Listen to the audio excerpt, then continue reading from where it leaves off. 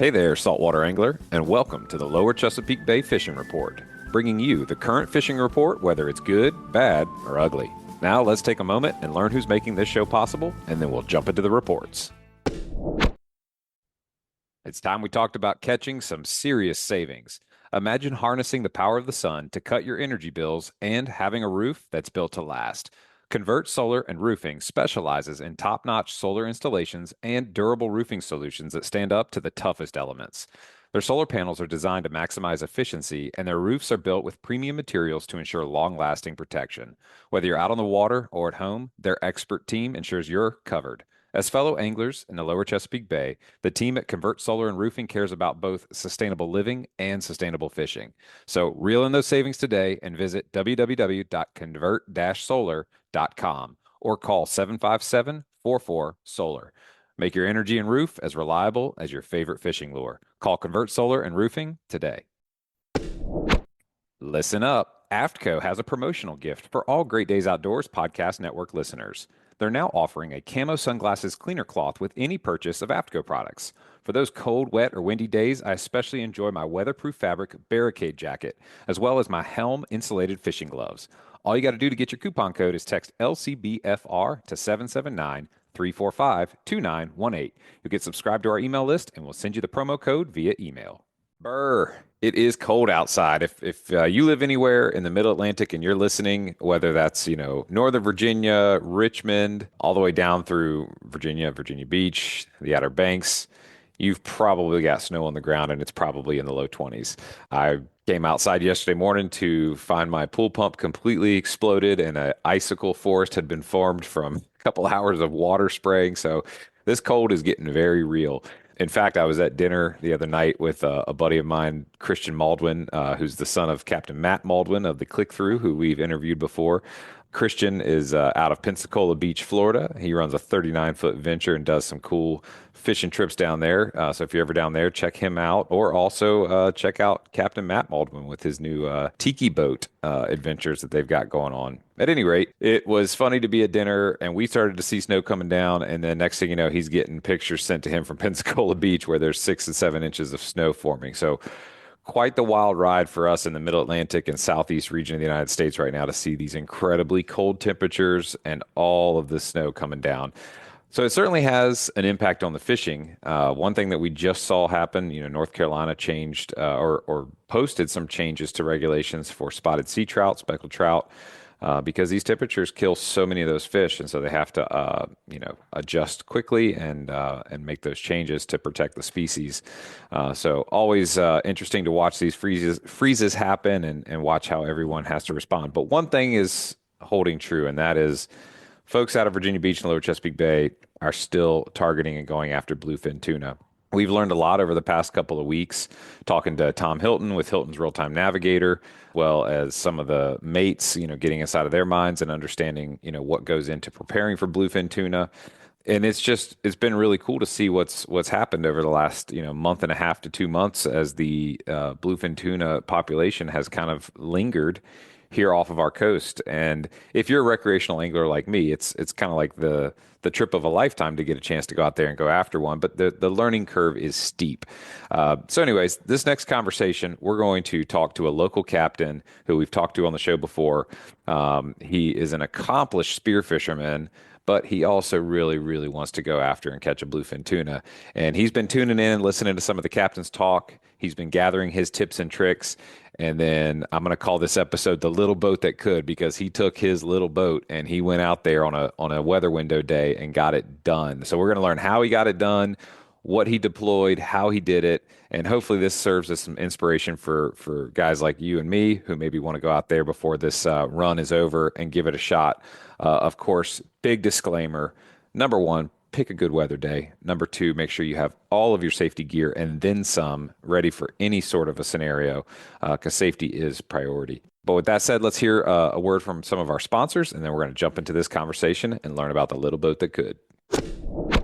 Would your insurance cover an air ambulance in a medical emergency? The fact is, insurance doesn't cover the full cost of medical flights, leaving you and your loved ones at financial risk. But with an Air Medcare network membership, you can focus on recovery, not on finances, should the unexpected happen. They take care of everything with no costs for flights, only when flown by one of their providers. Membership covers your full household and starts at $99 a year. Visit gdo.deals/airmedcare to enroll. Sam Rust Seafood, your locally trusted source for premium wholesale seafood. Servicing customers from Hampton Roads down through the Outer Banks, Richmond, and surrounding areas, including Fredericksburg, Charlottesville, and Lynchburg, for over 80 years. Committed to the highest standards in the industry, Sam Rust distributes the best of the ocean directly to your restaurant, hotel, or grocery store on time and at a great price. Visit samrust.com to discover how quality, tradition, and sustainability come together. So don't cuss, call Sam Rust.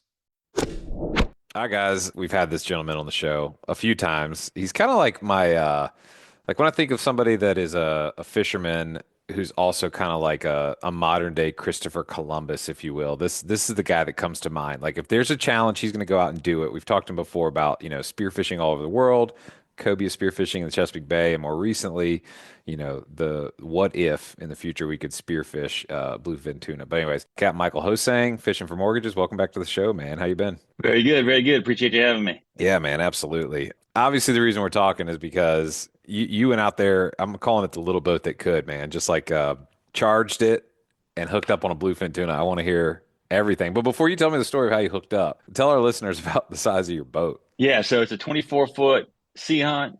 It's definitely a bay boat, cobia boat. I've got the tower on it. And I just heard, speaking of the little boat that could, I just saw somebody post on my Facebook post.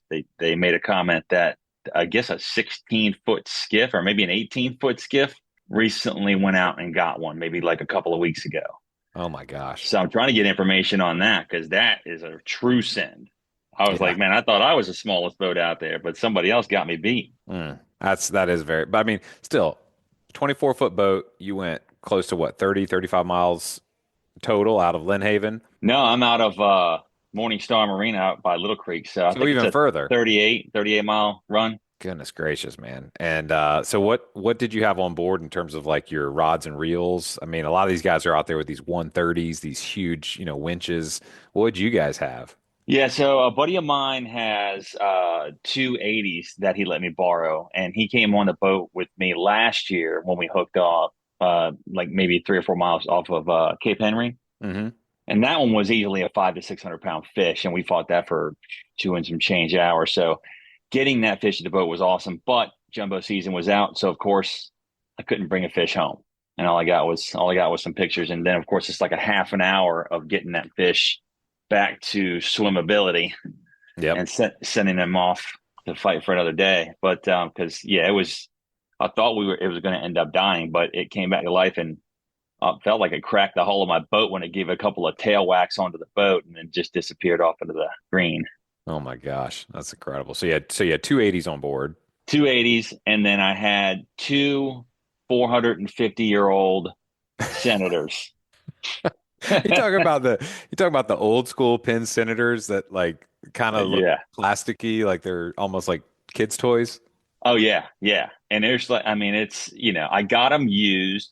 So when I bought my boat in 2020, I was like, you know what? There is the off chance that I'm really gonna send it on a nice day where I know it's going to be flat all day, and even the next day looks like it's going to be flat. So there's no chance I'm going to get smoked by some southeast winds that pop up.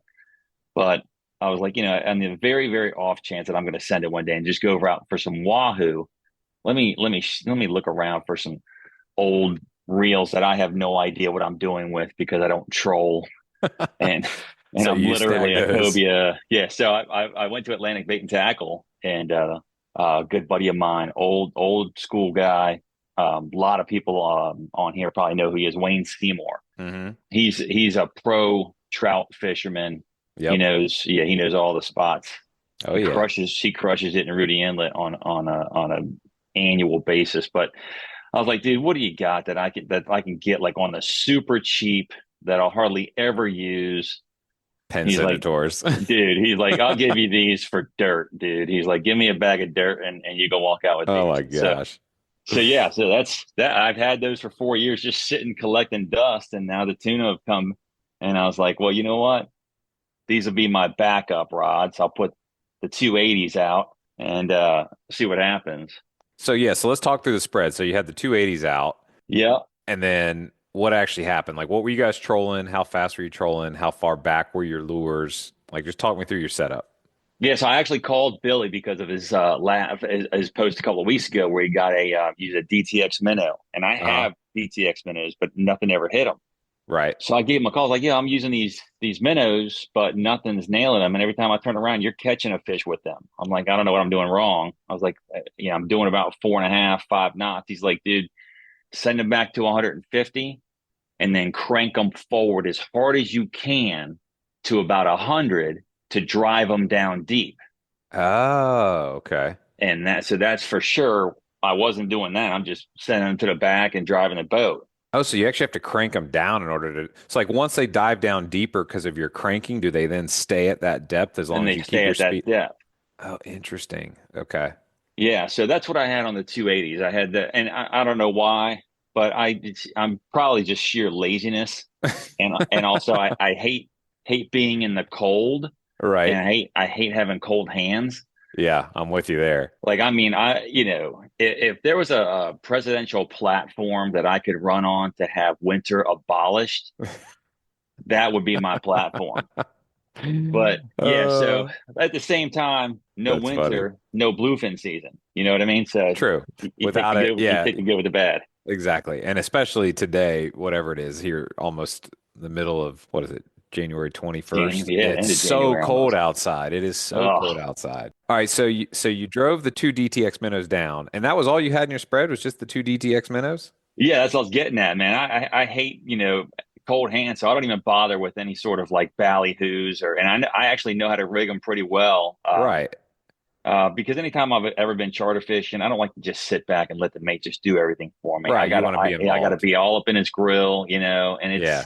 I'm hands on like that, and I'll let the captain know ahead of time, like, hey, look, if you don't mind, this is what I want to do when Yeah, I'm on the yeah. boat with you guys. If they don't want that, if they're opposed to that, then I'll just find a different charter that's interested in letting me do that. Right. No, that makes perfect sense. But yeah, but I'm just too lazy to do it. So I'm like, you know what? I'm just throwing some lures back and I'll full send. You're kind of reading my script because I would do the same thing if it was truly up to me, and like I didn't have to mess with the baits or whatever. And I'm like, you know what? There's a margin, a small margin difference that a DTX gets hit versus a ballyhoo. Hey, why not? But especially on a day like you were out there, I don't know how many bites happened up near the surface versus down deep, but I think it is a smart idea to have at least one minnow in your spread so that you've got your Joe shoots, back further with your ballyhoos, maybe a 3 ounce and a 6 ounce or a 5 ounce, 8 ounce, whatever, way back there, and then you've got that minnow, down deep, so you're covering the water column. But kind of get us an idea of where you were located. And while you're doing this, I'm sharing my screen with you so you can see it. So I've got Hilton's real-time navigator pulled up. We have gone to the sea surface temperatures. We've gone back in the archives to January 19th, which is the day that you got hooked up and caught your fish. Um, so get me located. Where were you fishing?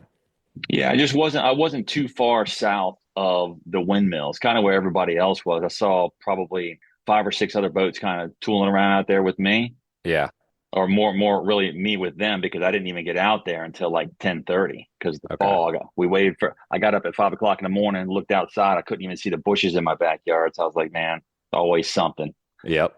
Yeah, you never get all the perfect conditions together. It just never works out that way. No, Yeah. forget it. Yeah. But yeah, so I told my boy, I was like, look, let's just go to bed. I'll set an alarm for around 7 or 8. We'll reconvene. And I went outside. I looked down the street and I could see all the way to the end of my street. So I said, okay, well, I'm going to go over the Lester Bridge. If I can see the bay clearly from the bridge, then we're going. And I went over the bridge. I could see the bay clearly. The fog had lifted. And I was like, all right, so Game here's the on. plan. We'll roll out. If we get out to the ocean front and the fog is back down and we can't see anything, looks dangerous, then forget it. We're going back home. And we tried. But yeah, it stayed up pretty much the whole ride out. It got a little bit foggy by the light tower, but then I mean, as soon as we got past the light tower, it opened right back up. And we had plenty of visibility to feel safe about it. Yeah. Well, and to that point, looking at the CSAT shots, it's clear that by the middle of the day there was nothing to be seen. I mean, straight blackout because of the fog. So we're looking at a shot from like earlier that morning. But you talked about being back down by the south, windmill, and obviously these bluefin tuna, nobody can put a pin as to like why they're here versus there. But in terms of like, hey, I want to figure out where I'm going to go and try to get located. One thing that we found, we were discussing this before we hit the record button, is that there's a pretty distinct, difference in the temperatures, the sea surface temperatures, pretty close by to where you were fishing. And so this is just kind of a cool little like, side note. Whenever you go and have a successful trip, we talked about this a couple weeks back with Tom Hilton. It's cool to be able to go look in the rearview mirror, look at the archives from your day that you were out there, and kind of analyze, the currents, the temperatures, where you were, and kind of put that picture together. It's like, okay, well, this could be good reason for why the bait was in this area or why the tuna were in this area. And so if you've got, several days or weeks between a trip, you could potentially use that as a strategy for, okay, I'm going to go start at least here unless I got a really good recent report type thing. All right, so jump back into the story. You get your two minnows out. You're trolling, kind of southeast of the windmills. What are you seeing on your fish finder? What's the water temperature? And then what happened when you actually got bit? Water temperature about 45 degrees. I was like, you know what, let me go ahead and put a third one out. All I had is these other two senators on bet butts, and I don't have outriggers or any of that stuff. So I was like, I don't want to send it back too far. And then at the same time, it's just me and my buddy, and Yep. neither one of us really know what we're doing. So I was like, I'm not going to send it back very far, and we're not going to put the fourth one out unless we're seeing all kinds of fish. Then we'll put a fourth one out to try, get a little bit more luck. And I put it out, and it might have been 50 yards back with a green mojo and the green shed. I had set up double hook, old school striper style with a 150-pound mono crimped on. And I'm sorry, no, it was 150-pound fluoro crimped Okay. on. And I'm telling you, it might have been 50 yards back, if that. And 5, 10 minutes in, as soon as after it got lit up, and we fought that for probably 10 minutes. And my buddy being new at it, the fish turned around, swam at the boat. He's like, "Oh man, he's off!" And I'm screaming at him, "Reel, reel, reel, reel, reel!" And he started reeling like a maniac. Wasn't getting tight again. So I gunned it. Um, Still wasn't getting tight. So I took a sharp left to try to get a different angle on the fish. Came back tight, and I just want to pause there for a second.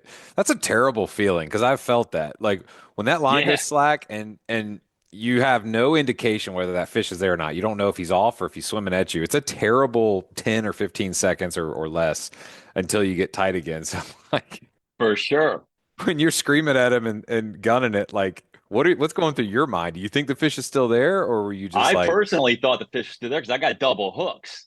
ah, And in fact, the reason I used the mojos is because last year I caught one off of Cape Henry, not even 3 miles off of Cape Henry, and that was the biggest fish I'd ever seen personally, and it was also on my boat. But that was on the exact same green mojo, the exact same one.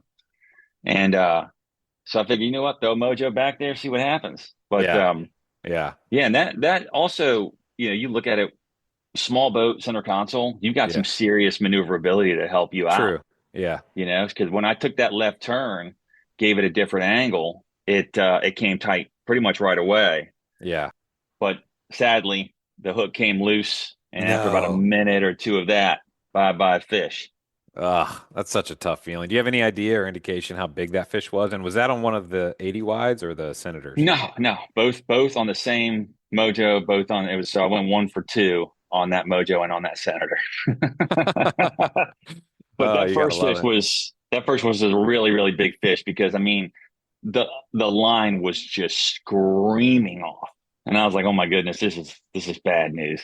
Yeah. Why couldn't it hit the 80s? So yeah, I think that ended up being lucky for us because we probably would have fought it for 2 3 hours and then lost it anyways. You know what I mean? Yeah. That's So so brutal. Oh man. All right. So then you guys regrouped. Did you yeah, drop the mojos back in or the minnows back in? And how long until the next bite? yeah. So we cussed a lot. And Right. then I gave him some instructions on what to do next. And he wasn't. I wasn't beating him up because things happen. And bottom line is, you put the lines back in, you try again. So we maneuvered around, kept kind of going south, saw some other boats up the way, and Any bird activity or bait on the screen activity, or were you just Yeah. following? Okay. No, I didn't see any bait whatsoever. I mean, just you get a little bit of like a random bait at the bottom, but I never saw like any thick bait across the screen, not once. Yeah. We saw some just before the tower. We actually ran across some pilot whales, which I've never seen around here. That's very cool. Yeah. And so when I was like, all right, well, let's see what they're doing. And we came across some bait there, but it was just a small group of bait. And then we didn't see anything else. So then we just kept on moving. But yeah, just shortly after we got lines back in, we saw some birds kind of pecking. And then next thing you know, there's like a whole lot of bird activity.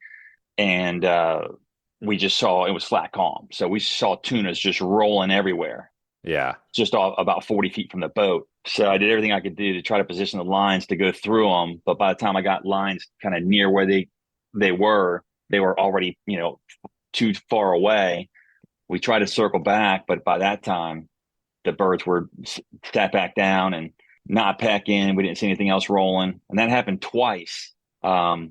But yeah, I mean, if I and a glutton for punishment as far as that's concerned. I mean, I do a Yeah. lot of cycling too. So I mean, cyclists Right. already are a glutton for punishment, doing thousands of miles a year. And but yeah, it's if I had a spinning reel like the tuna junkies up in Jersey, that really gets me going, man. I would have loved to have been able to cast out because I mean, like I said, they were right next to the boat. I would have had an NLBN in there Yep. in no time and fought it that way. I mean, I was looking them up. They have the same amount of drag as an 80.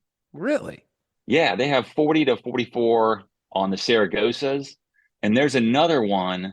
I can't remember if it was a Daiwa or a Penn, Uh-huh. but the 20,000's got like 64. Yeah.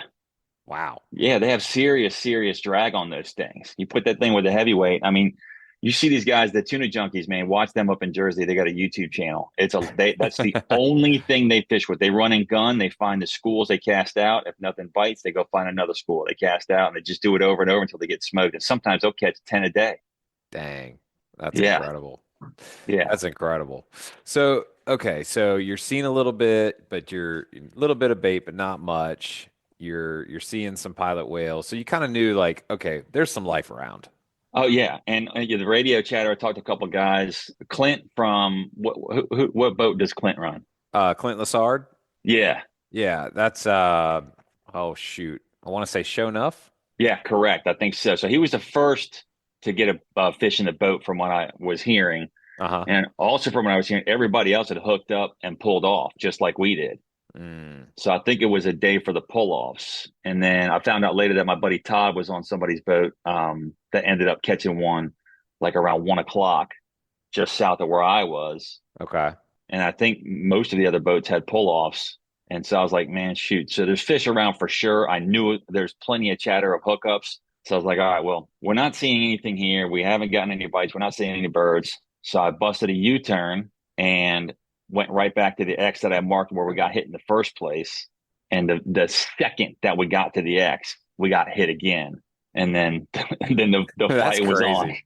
That's cr like what are the odds of that happening in the same spot? But I mean, also, I guess if they're feeding an area or there is a little bit of bait in an area, that makes sense. So, all right, so you're on the second time. When you got hit the second time, which rod got hit and about how fast were you going? Yeah, same one. Okay. Mojo, about 5 knots, about 50, maybe 60 yards back.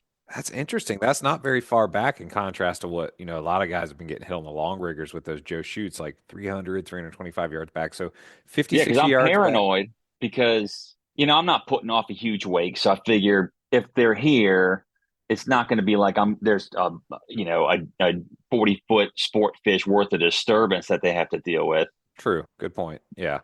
So and I mean, as far as like spearfishing in like Costa Rica and stuff like that, we're right directly in front of these tuna, and then we're doing our breathe ups.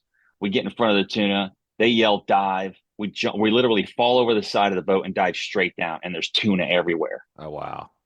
So it's not like they're afraid of the boat. So I figured with that in mind, I was like, you know what? Let me just throw this back short. And again, I don't have outriggers, so I didn't want to get that tangled up. Once it gets past 75 to 100 yards, I don't know how far it is compared to the other two. Yeah. And if you make a turn or whatever, then Then I'm getting all tangled you're getting up tangled. Yeah. Yeah. because they're all in the same exact path. Right. Right. That makes sense. So, yeah, I kept it short, Plus, I figured, if he runs, maybe he's not going to take every single inch of line that I've got on that Right. that That's tiny true. that reel. I'll tell you, man, I got blisters on my fingers, and I was wearing gloves. I mean, that's a cold day. What was the air temperature Sunday? No, I went terrible. Air temperature, I feel like was 42, 43, almost the exact same as the water temperature. The water temperature was a smidge warmer. Okay, so not terrible. And And I then like, the yeah. Mojo, you had what was the weight on the Mojo? Or did you have any inline sinkers, or was it just the Mojo head itself? No, it's a 16-ounce Mojo, the green head with like the purple face on it. Yeah, yeah. And then I double hooked that old school striper style with the green shad, Uh-huh. and that was that. So that kind of gives you an idea. Like you were fishing, if I had to guess, at least 13, 15 feet below the surface, maybe a little bit more with that, would you guess? Or maybe a little bit Yeah, high. I can't imagine it was. I mean, well, I mean, if you're only going 5 knots, I'd say it's probably 20 feet down. If I had to take a guess. And then out by that windmill, you're in what, like 82, 85 foot of water, or is it more like Yep. mid set? Yeah, Okay. 80 to 85. Yep. Okay. So you're in that like bottom of the first third of the water column. So you're down there where it's, a little bit deeper than a Joe Shoot for sure. So it's like you can kind of get away with that 50, 60 yards behind the boat because you're so much deeper down. Where if they're swimming down to that part of the water column, your boat up there is probably not as much of an impact to them as when they're up swimming near the surface.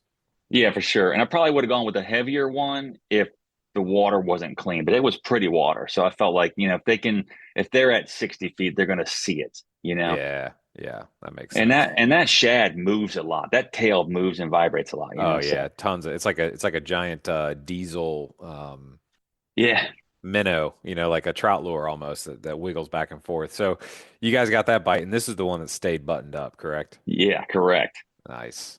Yeah. So I hit that senator, and it's the drag on the thing is so loud, it's so annoying. I know what you're talking about. It is super loud. But it's like I had to leave it on because I got my buddy Ryan driving now. I'm cranking. Yep. And they take these ridiculous runs. You get like 15 cranks on them, and they take 40 cranks worth of line off. And then what we did mostly was really just use the boat to wear it out Yeah. because it would take off, take line. I'd try to reel down on it, not getting anywhere, but then it's not taking any line.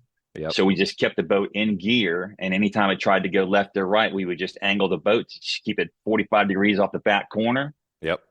And one time I almost lost the whole setup because it just gave a hard run and, just cranking up and down, it worked its way up the rod holder and yanked it so hard it almost came flat out of my hands. I was like, oh my God. So I grabbed a rope and then tied a rope on just in case, but I probably should have already had a rope on it. But that just goes back to my pure inexperience. We had that experience too, where it's like cranking on one, it almost jumped out of the rod holder, and you're like, "Oh crap! We got to be careful." Yeah, yeah, for sure. And then I got it probably halfway. I mean, it took several hundred yards. And I don't know how much line. I mean, I've got a ton of braid on this 80-pound braid and 150-pound leader. And Uh, um, and so I got a ton of that braid back, but I don't know how it happened, but I looked down and I've got like these loop knots showing up on the left-hand side of my spool. And I was like, oh no, this is bad news. So I told Ryan, I was like, Ryan, you got to back up for a little bit so I can get some line back because I didn't want it to take off again and then have it come back on those loops and that be all knotted up because then 100% it's gone. You know what I mean? oh yeah. So yeah, I got him to back down a little bit. I got a bunch of cranks on it, and luckily we were still able to use the boat to kind of tire it out and then get some cranks, tire it out, get some cranks. It probably did 6 or 8 more runs after that, but they were all small runs. And then finally got it close enough to the boat to be happy. Dang it. That's awesome. That's so good. I said dang it like it was a bad thing. That's just like it's so dang happy. I mean, Yeah, yeah, yeah. when you actually got it close to the boat, was there any question whether it was a keeper or not? No, no, no question Okay. at So all. Yeah, how big was she? 64 inches. Oh yeah, you can pretty much, I mean, as many times as you've looked at Kobe under the water and shot, you know what a Oh 60-ish yeah, inch fish looks like. but it's still you're allowed to keep jumbos now Right. because the quota hasn't been met. So Oh, no that's matter right. what. Yeah, no Yeah. matter what is going to be a keeper fish. And to be honest with you, having that thing on the Senator, like the first fish, I mean, it took so much line so fast. I've not seen anything lose line like that so quickly before in all my years of fishing, whether it's on a charter boat or fishing on my own. It was just zipping line off before it finally slowed down. I was like, man, this is a monster fish. There's no way we're going to get this thing in. So, Uh, like I said, I feel like we got a really lucky break not getting the first one and actually getting the smaller second one. yeah, that's awesome. Well, I mean, still, just to get one in a 24-foot boat when you're 30 miles offshore in January, I mean, it's just incredible. And but you are right. I mean, the NOAA fisheries opened up. You do have to check it every day. I don't think it's a guarantee. I mean, No, I think yeah, it's strong likelihood, but you still got to check it every day. The jumbo season did open up January 1st, so some of the regulations change. You have to go back and read the compliance guide or just look it up each day. I think what changed primarily is if you catch one jumbo, then you're done fishing for the day and for the year for jumbos. It's one correct, jumbo per HMS permit, which is tied to a vessel per year, correct. And then anything under 73, you're allowed one per day. and one, Smaller, under 43. yeah, 47, 20, 47?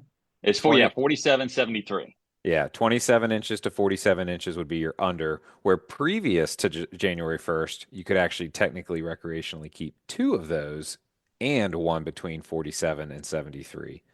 Now, after January 1st, the recreational class changes to only one between 27 and 47 and Right. one between 47 and 73, or one over 73 for that day, which then means your quota for jumbo for the year is done. It's complicated. You got to read it. It's It is worth because in reading. my head, on my way home, I'm like, all right, well, I'm done fishing for the year because I got my one for the year. But Yeah. then when I did the report for it, I saw that you could keep more than, or you can keep one per day under 73. And I was like, oh, I can go back out there. So if weather does break, I'm probably gonna buy that 2000 or that 20,000 spinning reel Dude, and to and catch and one on get a spinning after it reel like would that. be insane. That would be so stinking cool. My buddy Tariq Williams has the exact same boat I do, and he sent it.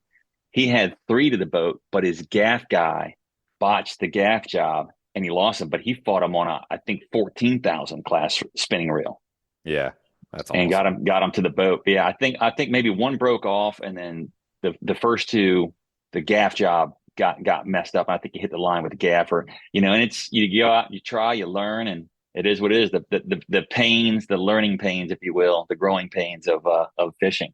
Yeah, no doubt about that. I mean, and each trip you go is a learning curve, and like, unlike anything else that we do, where we get to go do it time and time and time again, like cobia fishing or tog fishing or flounder fishing, like there's so much opportunity to go. Bluefin tuna fishing, so many limiting factors: weather, fog, temperature. I mean, I saw Bill Pappas' story from playing hooky before we got on. He's literally like breaking, like his whole pin 80 wide covered in ice. I mean, completely coated over in ice. Captain Eric Myers on Heads and Tails had to come back in because the ice and the wind and the waves broke his curtains, like broke it out of the frame Oh on my his boat. goodness. Shout out to Dan Johnson and Mike's Custom Marine Canvas. He brought them over to him today because he has a trip Thursday, and they were able to get him stitched back up inside of 24 hours to get him back on the water for his trip Thursday. Stuff like that, I just think is so cool. Just shows how well our community works together. It's really cool. But I mean, I don't know where I was going with that. Just the simple idea that like there's few opportunities to learn and perfect bluefin tuna fishing. So anybody listening, Mike, respectfully, I'd say you're kind of the exception to the rule because you're a quick adopt, you're a quick adopter, and you've got so much fishing experience. But for the average rec guy to just go out there and hope to put it all together and get it right, it's going to be tough. So obviously, your best bet, and we've seen this in a bunch of threads and forums, like go book a charter with a pro. Jay Brooks on Smoke Show, Captain Bill on Playing Hooky, Zach Castro on Not Tugging, Jake Bolts on Lulu, Flying Fish. I mean, there's so many great pros out there. Eric, of course, on Heads and Tails. All these guys can take you out there and help you close the gap much better than you could on your own. I mean, how many times have you gone for a bluefin tuna versus hook play? Yeah, this year, just because of weather and small boat, I've only been able to go three times. Last year, I went six times, caught one, and had to let it go because it wasn't the jumbo quota was already met. So Yeah. yeah, so let's just say I'm 8, 9 skunks for finally getting one on the boat, you know. But That's what I also want to mention for having a 24-foot boat, I probably have more safety equipment than most any other center console out there. I've got a 4-man life vest that I keep in. I've got a PLB. I've got a EPIRB. I've got a what do you call it? I've got a Garmin InReach. uh-huh. I keep a handheld two-way radio on 68, and then I keep the boat radio on 79.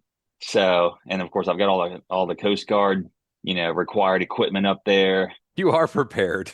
I'm not messing around because, man, it's a small boat. I hit a random freaking object out there. That little boat will sink very, very quickly. Oh yeah. Oh yeah. So it's like, and anybody that gets on my boat, it's funny too. My boss is like, I've been on 1,000 charter boats, and nobody has ever walked me through their boat like you do on your little center console. I'm like, man, if something happens, I want everybody to be prepared. I tell them It's grab a three things. Yep, it's a good point. I mean, there's lots of that's a great safety tip too. I mean, even like on my boat, if somebody's got a tower boat, there's obviously some sort of a function for transferring controls from downstairs to upstairs. That's critical for everybody on board to know. God forbid you're upstairs and you fall out of the tower and the kill switch doesn't work.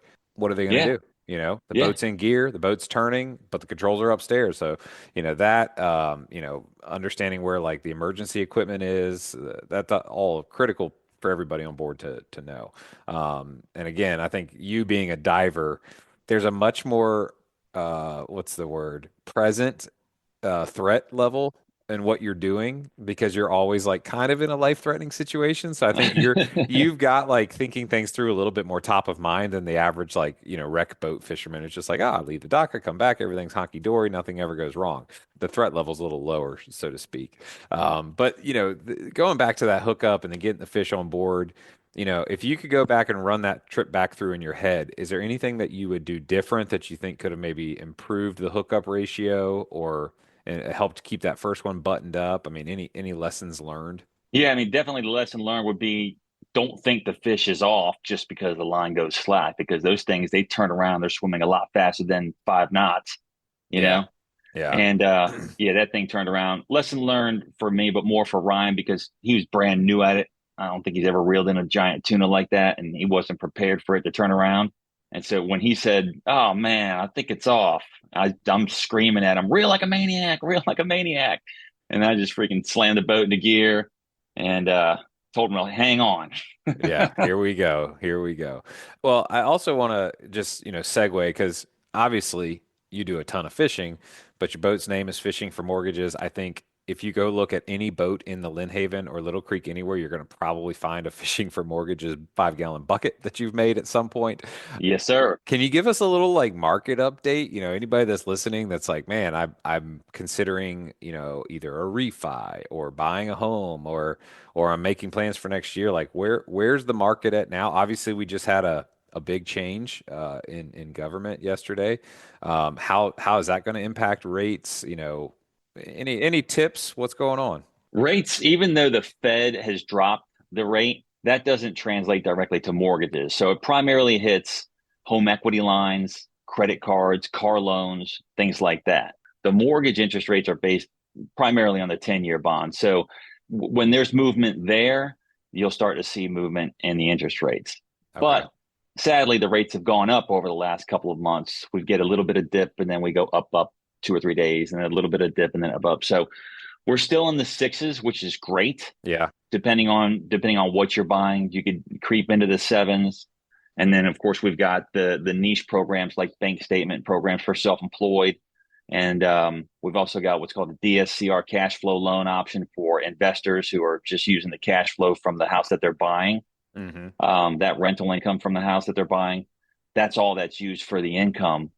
And those rates are a little bit higher, and you're paying points for those. But at the same time, if you are self-employed and you write everything under the sun off on your taxes and you're trying to buy investment property, that's a really good opportunity. But yeah, so rates are for the most part plateaued with a little bit of creep up. And we're hoping with the new administration we'll start to see them creep down. But I think that they'll stay in this area for a little while longer just because the proposed tariffs that are looming. Yeah. So I think that might affect the come down on the interest rates. But I think in the end, we'll start in the next year, hopefully, towards especially towards the end of the year, start to see a creep down once everything settles. Hmm. All the, there's a lot of turbulence, if you will, in the market right now because some places don't know what's coming, some places don't know what to expect, and there's a lot of promises out there. So, obviously we'll keep an eye on it. But at the same time, if you buy now, your property values are either going to stay the same or increase, and that's not right away, but over time. Right. It's kind of a given. So like if I'm looking at buying either a first time or an investment property or whatever, and I'm worried about the rates, I think I could, if I'm hearing you correctly, I could still some level of confidence buy, kind of accept the rate what it is now, and then hope to refi in a year or two when the rates come down a little bit, and trust that my property value is still going to, steadily increase. Yeah, and again, even if we have a dip, like for example, in 2008, the market crashed. By 2010, home values plummeted. But that was a small dip in the grand scheme of things because after I want to say 2011, 12, they've been on an upward swing. And then Yeah. after COVID, especially, I mean, they skyrocketed in value. Hmm. So when people last year or the year before bought, they've got a ton of equity now, even though their rate was probably 5.5, 6%. They still got a ton of equity. They sell that down the road, they're going to make all their money back and then some, regardless of that interest rate. Right. So I heard you mention the term HELOC or home equity loan.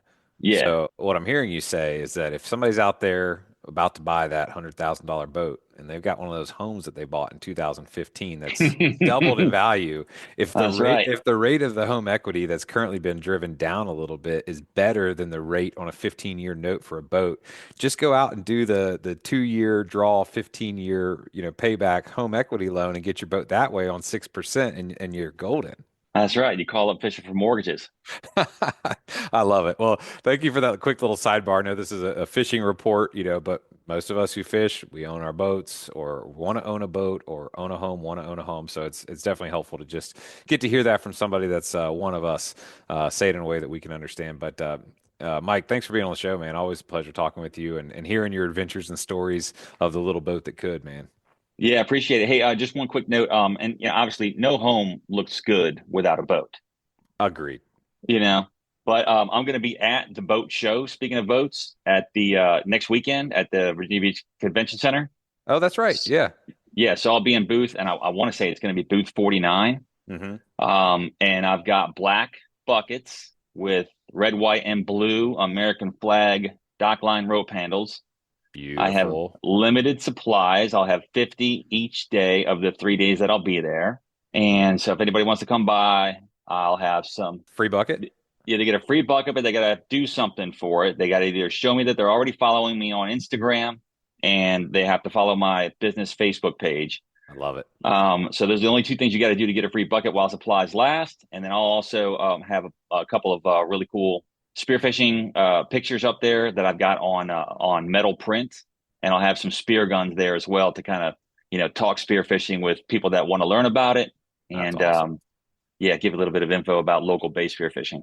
That's cool. I'm glad you said that. Yeah. So I'll drop the link to that in the show notes, but it's January 31st through February the 2nd, which is going to Yeah, be next Friday, Saturday, and Sunday at the Virginia Beach Convention Center. So definitely, if you guys are tuning in and plan to go, make sure you follow Mike on Instagram and his business page on Facebook, which we'll drop those links in the show notes as well. Go find him, talk spearfishing, talk home mortgages, loans, whatever, as well as some spearfishing.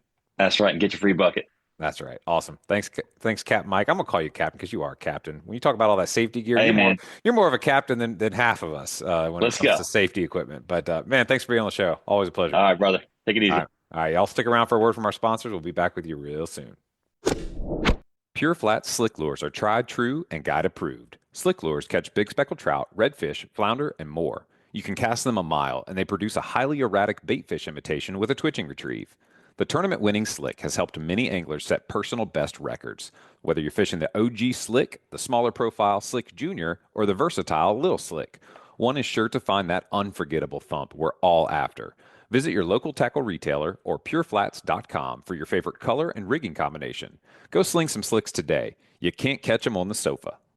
Tired of battling salt corrosion on your boat, trailer, and reels? Meet Salt's Gone, your ultimate solution. This powerful, instantly acting chelating agent tackles salt and brine with ease, featuring corrosion inhibitors to protect against future damage and surfactants for a thorough clean. Salt's Gone is pH neutral, making it safe for all boat materials: metal, glass, paint, vinyl wraps, and more. Highly concentrated, just 1 gallon creates 100 gallons of ready-to-use solution. Apply it with or without running water. It's perfect for any situation. Use code GREATDAYS10 to save 10% at saltsgone.com. Or if you need faster delivery, use Amazon or your favorite retailer. Hooked on fishing? Then you're part of the local community that Long Bay Point Bait and Tackle cares about serving and giving back to, providing you with the right selection for each season's target species. They're your one-stop shop to gear up with the best bait, tackle, and insider tips to catch your next trophy fish. You can fuel up right out front on the water and then chat with the crew inside for hot tips on where they're biting. So swing by today. Long Bay Point Bait and Tackle, where your fishing adventures start and finish with your trophy catch on their scales. All right, guys, that was really a cool experience to just listen and glean from Mike talk about how he pulled it all together, got out there and got it done. Learned a lot from him. I would say the one thing I picked up on the most was how to deploy those DTX minnows. I did not know that about how you can crank them down, let them out further than you would want them and then crank them down hard and then they're going to stay at that lower water column. I did not know that. So that's a great tip to pick up from him.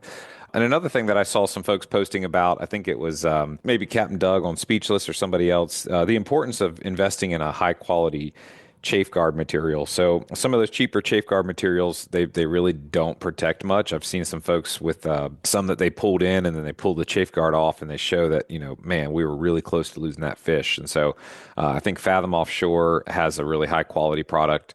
It's worth it to spend a few extra bucks and have a high quality chafe guard material so that you're not risking losing your fish over something that's easily avoidable. So anyways, guys, it's still very cold outside. There's definitely going to be some opportunities here soon to get after these fish once this temperatures rise a little bit and we get some calm seas. I know those guys, Captain Doug and Speechless are out there every day. If you're curious, you can tune into them on their Facebook Lives. I know Captain Eric Myers just put some Starlink on his boat on the heads and tails, so that's going to be exciting. Maybe in the future we can do some live reports there. Excited about that. That's going to be very cool to start having that communication wide open when you're 25, 30, or 60 miles offshore. Thank you to Mr. Musk for creating that technology and bringing this stuff and making it possible. But yeah, if you're thinking about getting out there recreationally, definitely go through your safety checks. Make sure you are triple checked, triple secure. You want to have your comms, you want to have your PLB, your redundant safety gear, dry bag if you do not have it. I know Mike has the raft, I think. So anyways, make sure you go through your safety checklist and triple check it. That's number one. Secondly, if you don't have a boat or you are still thinking about getting out there, we have a window of opportunity, hopefully coming soon. Contact one of our captains and get out there with them. That's going to be your best chance to get tight on one of these giant bluefin tuna. And if you are going recreationally, make sure that you check that NOAA site for the compliance regulations for that day. Obviously, they are pretty static right now, but they are subject to change. So you want to just be sure, since that is a federally regulated fish, highly migratory species, make sure you're doing the right thing legally within the law and sustainably. Guys, it's been a great conversation this week. We are praying for some warmer temperatures and some fishability coming up soon. Y'all be safe out there, and we look forward to talking to you next week. So that's going to wrap it up this week. Please subscribe, rate, and review wherever you listen to podcasts. And remember, to get your free AFTCO Camo Sunglasses Cleaning Cloth, just text the acronym LCBFR to 779-345-2918 to get your promo code and be added to our email list so we can send you the new show each week. You guys keep whacking them and be safe out there.